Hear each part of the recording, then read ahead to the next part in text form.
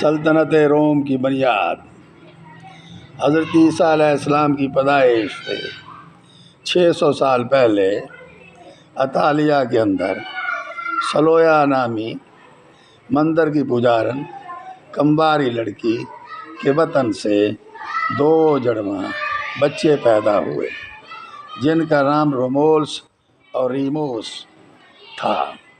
بن بیاہی پجارن نے کشتی یا ٹوکری میں دونوں بچے ڈال کر دریا کی لہروں کے سپرد کر دیے۔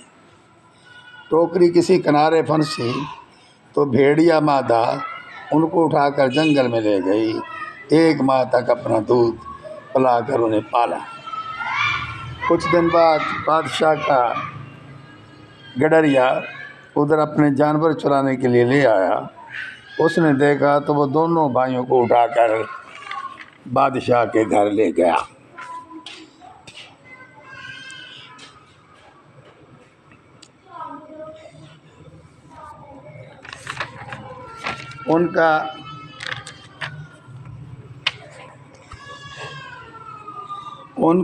ان دونوں بھائیوں میں لڑائی ہوئی۔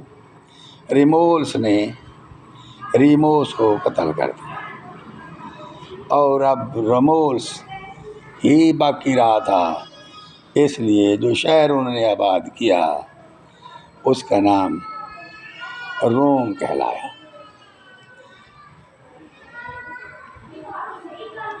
روم آج کل اٹلی کا دارالخلافہ ہے۔ بعد ازاں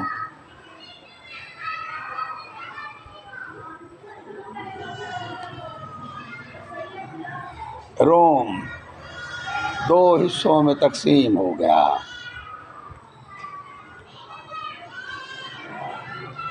ایک ایشیائی کوچک اور دوسرا قسطنطنیہ۔ ایشیائی کوچک میں شام اور مصر کے علاقے آئے اور یہاں اسلام پھیل گیا اور مسلمانوں کی حکومتیں بنی۔ قسطنطنیہ وہاں عیسائیوں کی حکومت تھی۔ اس طرح اب روم شہر کا کوئی ملک نہیں ہے، یہ صرف اٹلی کا دارالخلافہ شہر روم موجود ہے۔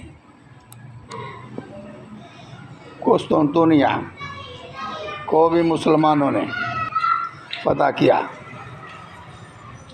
اور طارق بن زیاد نے جبرالٹر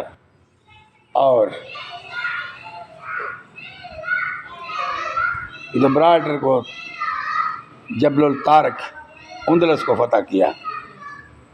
موسیٰ بن نصیر وہاں کا گورنر رہا۔